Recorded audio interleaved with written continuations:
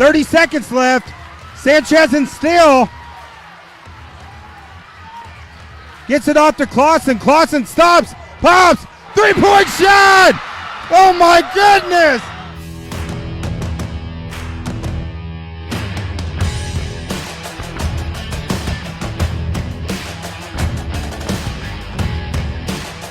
Pass knocked loose. Riddle comes away with it. The Riddler. And it's slam dunk by Riddle. Riddle with the steal and the throwdown.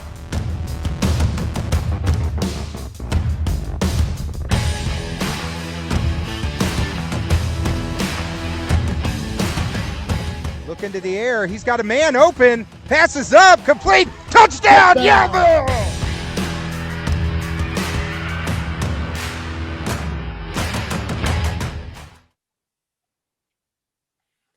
Hey everyone, this is the Loose Cannon, David McBee, and welcome back to our third episode of TLSN Overtime. We've had two fantastic guests, and I got a very special guest joining me today, Coach James Rhodes over at Yellville Summit, baseball coach. So glad to have you join us here on TLSN Overtime. Hey, thanks for having me, David. I know we've been, I think it was since New Year's, I've been trying to get you on the show, and it took me a while to get things started. I had to wait till basketball season was over, but glad to finally get you on here. Full schedule. Yeah, you've been very busy, and we'll get into that later. Quite a season for Yellville Summit, and so glad to have you on. But I just kind of wanted to start off. I was finding out, doing a little bit of research on you before the interview, and I found out you have quite a baseball background yourself. I believe you actually played collegiately. I did play collegiate ball. It was at a smaller school, a junior college up in northern Iowa, Iowa Lakes Community College. It was a great experience. We did travel south and played some teams down in Texas and Louisiana. But I played college ball. I was a pitcher there, mostly used in relief pitching. I can't throw the ball as hard as some of these kids these days, but back then nobody did. So. Well, I'm sure as a collegiate player growing up, you were a big baseball fan growing up. Did you have a certain team that you really liked to follow, or? When I was a little kid, I followed the Chicago Cubs. Once I joined the military, I was stationed in San Diego for 7 years. So by proxy, I became a San Diego Padre fan because that was the game in town, and we went to a lot of Padres games. So I follow them both. Well, you mentioned the Cubs. I actually grew up, I was a huge Cubs fan too, because around here, the only thing you could get was WGN. So yeah. I remember I think it was the 87 season, Andre Dawson had his big MVP year and had some talent come through there. Greg Maddux, Ryan Sandberg, they had some pretty good teams. Greg Maddux, I got to watch Greg Maddux pitch there when he was a rookie. And it's amazing what that guy could do with a baseball, only throwing mid-80s. And using placement and movement. It was incredible. Yeah, no, he ended up winning close to 350 games, and he wasn't a flamethrower, but, no. I mean, he just would never walk anyone, just pinpoint control. Absolutely. Well, you kind of mentioned, about military. So after your collegiate days was over, did you kind of go in the military after that, or? I did. I played baseball and I played football, actually, at Iowa Lakes Community College, and after that was over, I decided I wasn't going to go pro. I wasn't that good, and but I didn't want to stick around. I wanted to go see the world, so I decided one way to do that would be join the Navy and get out there and go see the world. And that's what I did. Well, you probably got to go, all over the world. You were in the Navy, and during that time, to kind of tell us a little bit about your service in the Navy. What else did you do in the Navy? Initially, I was enlisted because I only had my associate's degree. I drove small craft is what I did, a small assault craft that hung on the sides of an aircraft carrier. So I was on an aircraft carrier for 4 years. And then I went to another ship where I drove craft there too, before finally getting on land for a stable period, so to speak. And I finished my undergrad down in Memphis, Tennessee. And from there, I was commissioned as a naval officer. I worked in the healthcare field. And I also finished my master's degree while I was on active duty. And I worked in healthcare administrations in various roles, sometimes supply. At times I worked in recruiting. It just depended on the need. Well, I know, like my father, he was a military guy. He was in for 31 years. He was in World War II, Korea, and Nam. So, Wow. Yeah. Fortunately, I had flat feet, so so I never got Yeah. to go do any of that. But I mean, that's just awesome. Really appreciate your service and everything you did for our country. Oh, you're welcome. Well, kind of transitioning from that, after you left the military, then you also had a background too, I believe, in the ATF. So I mean, pretty extensive job experience there for you. It was. I didn't spend a lot of time in the ATF, actually. One of the things after I retired from the military, one of the things I always wanted to do as a kid was to be a police officer. I think every kid probably growing up watching Starsky and Hutch and Magnum PI, thought about it, and it was on my bucket list. So I thought, why not? I worked for the ATF for about 6 months and decided I wanted to go to a law enforcement academy and actually be out on the street. And I took a job as a deputy sheriff in Christian County, Missouri. And a spot opened up here in Bull Shoals for a sergeant position, and I applied to that and was hired there. Then I transitioned. The sheriff of Marion County needed an SRO at the Yellville Summit Schools and asked if I'd be interested in getting it started again. It had been dormant for, I think, about 4 or 5 years. And so I accepted that position and got the SRO program back up and running. And interesting, while I was there, I decided to help volunteer coach football. And football is a lot of work and it's a lot of hours. And I'd been putting in the same amount of hours as everybody else. And the elementary principal there, Calvin Mallet, one day stopped me in the hallway and said, "Hey, Jamie, you've got a master's degree. Why don't you just go get your teaching license and you can coach and get paid for it?" So I love coaching these kids, and it was something I'd already thought about anyway when I was coaching them. It's like, law enforcement's fun, but I enjoyed more being around the kids and working with them and teaching them the game. So it was already in the back of my mind, and a lot of the college credits I took as extracurriculars, if you will, were in coaching and leadership and things of that nature. So I made the transition. Yeah. So, I mean, how was that to go from law enforcement to teaching kids? Was it a tough transition or pretty seamless? It's not seamless. When you're in law enforcement, you're used to, if you're talking to someone and you tell them to do something, generally they do it for fear of arrest or something of that nature. When you're dealing with 7th graders and high school kids, they don't always do what you tell them to do. So you got to find creative ways to, I guess, motivate them to do what you're trying to tell them to do. So it's a little bit different in that nature. Well, you mentioned, you're over at Yellville. Smaller schools, a coach, like you said, is never just in one sport. In smaller schools, they got to wear many hats. Sure. What all are you currently coaching on and teaching up at Yellville? I'm teaching social studies. Right now we're in Arkansas history. I have 2 7th grade classes in Arkansas history. And then I have a high school class with world history and economics. Okay. And then you mentioned too, you're also coaching football now, and then also baseball as well. So yeah, you're definitely a busy man for sure. I get the month of December off. That's about it. Well, kind of tell me, you mentioned earlier you ended up in Missouri. You're all over the world. How do you end up in Missouri? And, I know Bull Shoals, a position came up, but how did you end up where you were in Missouri? Well, I ended up in Missouri because they had the opening there with the ATF. Mm-hmm. But interestingly, in 1993, when I joined the Navy, my parents sold the farm in Iowa and moved down here south of Yellville on MC 6014. There's an old radio station, and they bought that and converted it to a home and lived there for, I think it was about 11 years. So my parents were and I was already familiar with the area. We'd been coming down here since I was a little kid, fishing. Our neighbors up in Iowa, 2 of them had built a home in the Ranchette area down south of Flippin. So I was already familiar with this area, and my wife is from Jonesboro, and her parents live here in Bull Shoals. So we'd always talked during my military career, this is where we wanted to be. And at the time, Christian County, Missouri was about as close as I could get in working with the government and the ATF. But then I got the opportunity in Bull Shoals to transfer down there as a sergeant with the Bull Shoals PD. And we jumped on it because, again, this is where we always wanted to be.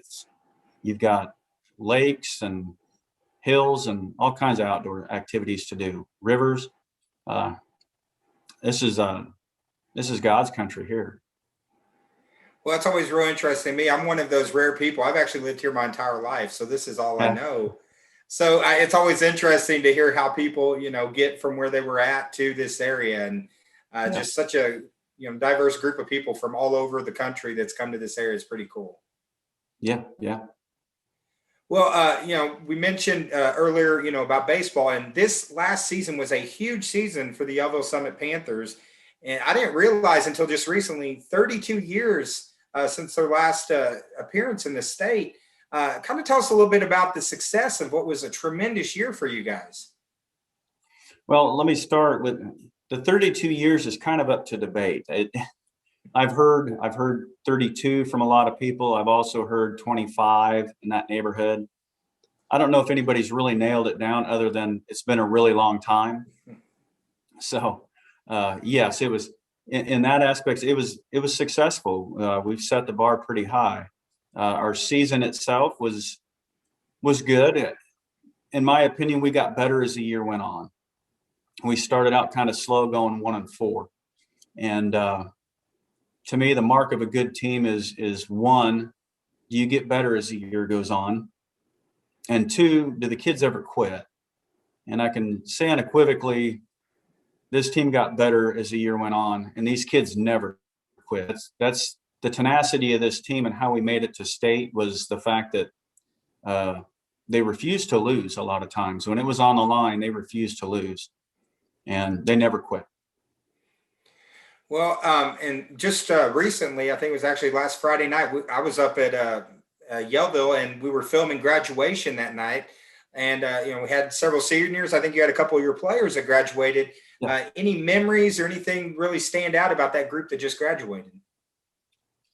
Well, there's a lot. Those 4 seniors were the backbone of this team. They good leaders, good kids, and there's a lot of memories. One good memory would be we were down 3-2 against Lifeway Christian in the divisional tournament.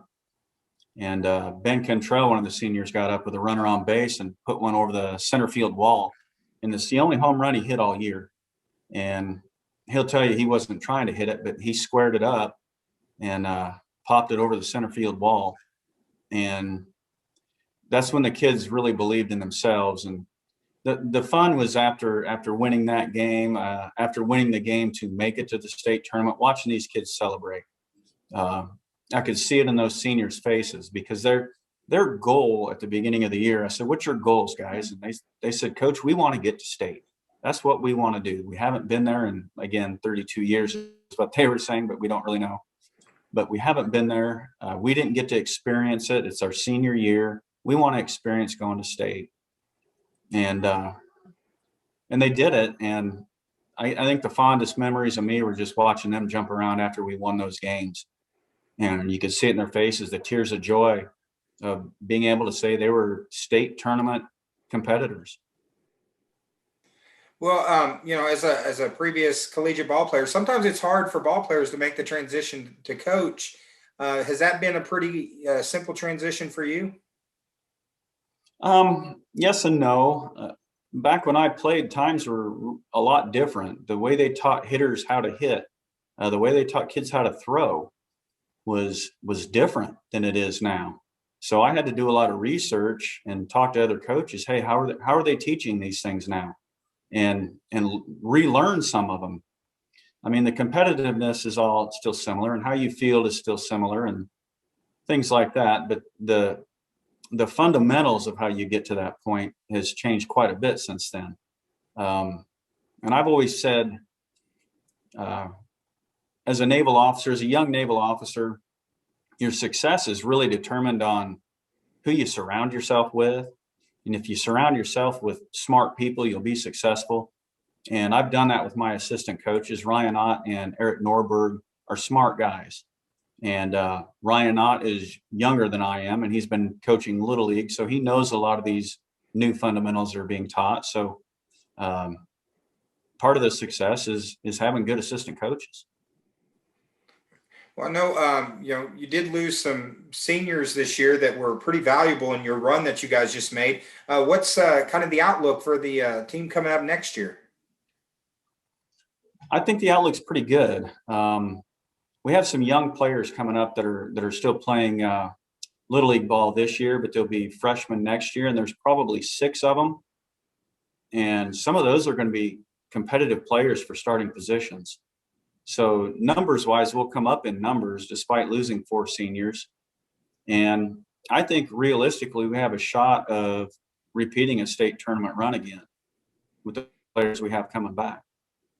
So, well, we'd love to help cover some of that next year. So you have to keep us updated on what's going on with the team. And, I know you're a busy guy. I really appreciate you taking a few minutes of your time and kind of, let us find out a little bit about you, but then also, talking Yellville Summit baseball. But I do have 5. These are, 5 pretty intense questions. This is my rapid fire section of the interview. So I'm going to hit you up on this. So first one, hopefully it doesn't throw you off too much, but first one, favorite carnival food? Funnel cake. Absolutely. Funnel cakes. They're awesome. All right. I could eat 2 of them and it'd make me sick. Well, hey, I know you're an outdoors person. I think I saw something on Facebook the other day. You took out a boat for its maiden voyage, or did you just get a boat recently? Or no, I've had a boat. I've had a boat for a few years since we moved here. Okay, it must have been maiden voyage this year to start off the year. Yeah, so. just the first one of the year. Yeah. Yeah, I just took mine out this weekend, and it was like couldn't get to start. Had to get a new battery. Had to deal with all that fun stuff you deal with first of the year. So I've been there. So tell me, which do you prefer, lake or river? I'd say lake, because you can fish and you can play, so to speak. You can the boat we have is you can surf off of it, you can wakeboard, you can ski, and you can fish if you want to. So you're not going to surf or ski in the river. Yeah, that's true. Well, this one, I think I know your answer about that. I was going to go ahead and ask you anyway. What's your favorite day of the week? I'd say Friday. No, well, maybe Saturday. Oh, That's see, I thought you were going to say Tuesday. That's good. My wife's name's Tuesday, so yeah, that she doesn't watch this, but it's hard to beat Saturday in college football, though. I love college football. Yeah, and speaking of college football, Arkansas this year should be much improved over previous years. We'll get off topic real quick. What do you think Arkansas is going to do this year? I think they'll improve from last year. I don't know that they'll make a run at the SEC, but I think they can make a run at making a bowl game this year. Yeah, and that'd be great. I know Arkansas fans have just been clamoring for a good football team for years, and basketball team really stepped up their game this year. I met their Arkansas head coach down at a coaching clinic. Very personable guy, down to earth, really good guy. I think he'll do well. Awesome. All right. Well, this one, we had actually met once before, and we kind of had this discussion that night. Van Halen or Van Hagar? Halen. All right. I'm a Dave guy too, so I'm right there with you. So. All right, and then this is the controversial one. And right now we'd split about 50-50 on the answers. All right, is cheesecake a cake or a pie? I would have to go with pie. I'm going to go with pie. I mean, it is a custard. Exactly. So that hopefully those weren't too complicated, but I appreciate you having a little bit of fun with us. And we're looking forward to continuing to follow you at Yellville. And if there's anything you ever need from the Twin Lakes Sports Network, we'd love to have you back on again. So sounds good, David. All right. Well, guys, I just want to say thanks for everyone tuning in. Thanks for Coach James Rhodes for joining us. So from all of us at the Twin Lakes Sports Network, go out and do something nice for someone. And remember, your tomorrows are never guaranteed. Thanks for joining us for TLSN Overtime.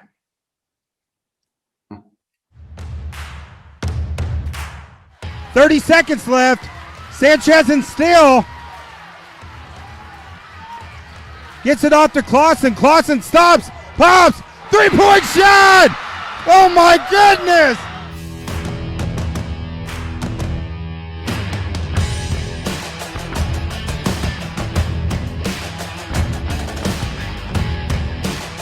Pass knocked loose. Riddle comes away with it. The Riddler. And it's slam dunk by Riddle. Riddle with the steal and the throwdown.